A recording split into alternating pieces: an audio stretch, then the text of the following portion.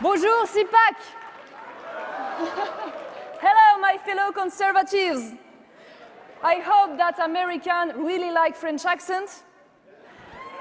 Okay, and I hope too that you see me as less terrifying than the American media depicts me. Because it's crazy. Yesterday I was a fascist, today I am a socialist. Okay, why not? Whatever the media says, it is a real honor for me to add my French voice to this strong sea of patriotic Americans. And today, I have come to honor 240 years of friendship. Our friendship began long before the Normandy shores and the trenches of Belleau, where the echo of your soldiers' bravery still resounds. Our alliance is knit in the quest for freedom. My country, France, was the first country to recognize your independence. It was by French blood spilt on American soil that our friendship began. Today, over 2 centuries later, here at CPAC, we are once again standing side by side in another battle for freedom. This freedom is a gift: economic and political freedom, freedom of speech, freedom of conscience are our common treasures. After 1,500 years of existence, it's us, the French, who now must fight for our independence. No, France is no longer free today. French are not free to choose their policies, whether they are economic, monetary, on immigration, or even diplomacy. Our freedom is now in the hands of the European Union. This European Union is not Europe. It is an ideology that looks only to the future while being contaminated with historic amnesia. An ideology without land, without people, without roots, and without civilization. The EU is in the process of slowly killing millenary nations. I live in a country where 80%, you heard me correctly, 80% of the law are imposed by the EU. Our parliament's only purpose today is to endorse legislation voted by others. Let me be clear here. I'm not offended when I hear President Donald Trump say America first. In fact, I want America first for the American people.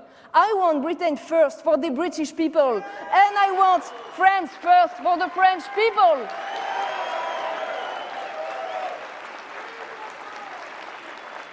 That's why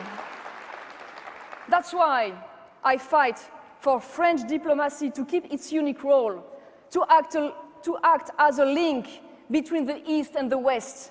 A long history has allowed us to form privileged ties with Africa, with Russia, with Asia, as well as the Middle East.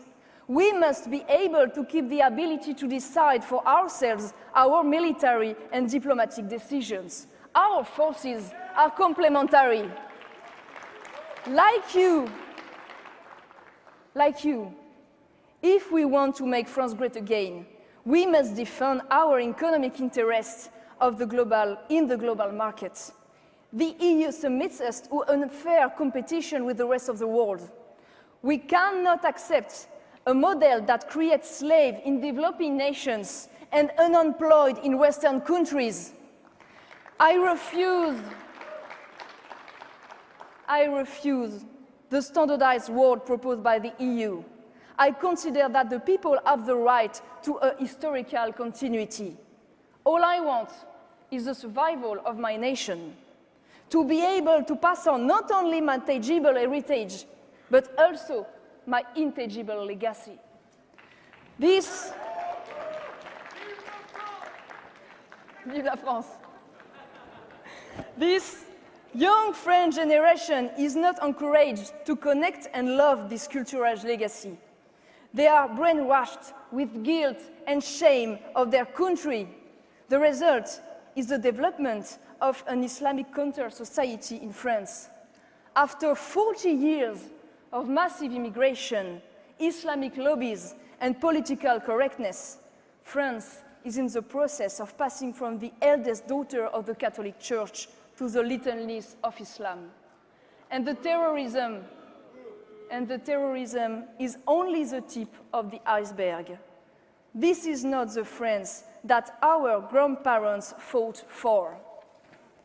How did we get here? How did we get here? Because the EU and French governments forgot one crucial point.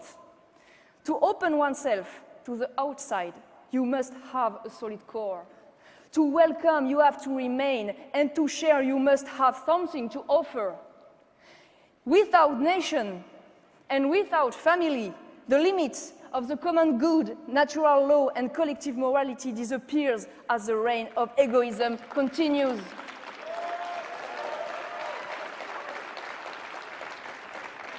Today, even children have now become a merchandise. We hear now in the public debate, we have the right to order a child on catalog, we have the right to rent a woman's womb, we have the right to deprive a child of a mother or father. No, you don't. A child is not a right. Is this the freedom that we want? No, we don't want this atomized world of individual without gender, without father, without mother, and without nation.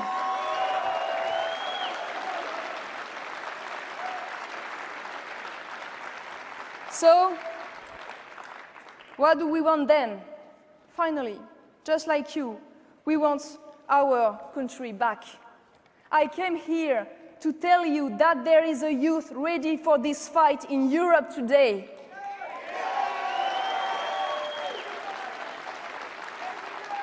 A youth who believes in hard work, who believes in their flag means something, who wants to defend individual freedom and private property.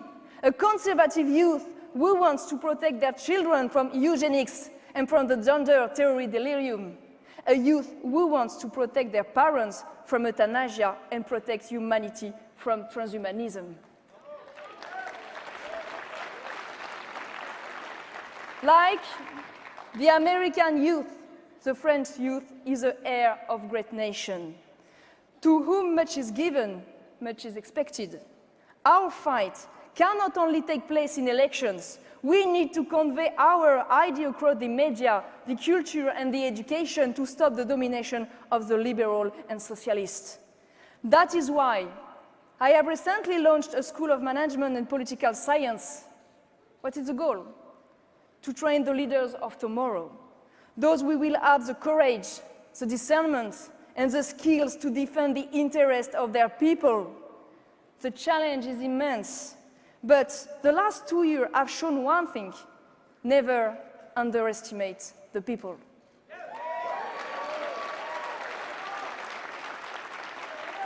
Only a battle unwaged is a battle already lost.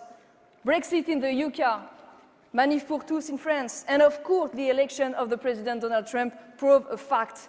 When the people are given the opportunity to take their country back, they will seize it.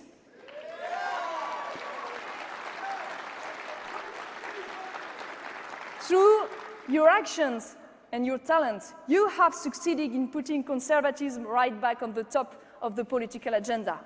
Let us build on what you have achieved here, so that on both sides of the Atlantic, a conservative agenda may prevail.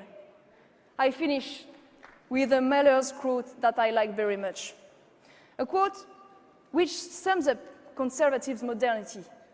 Tradition is not the worship of ashes, but the preservation of fire. You were the spark. It is now up to us to feed the conservative flame in our country.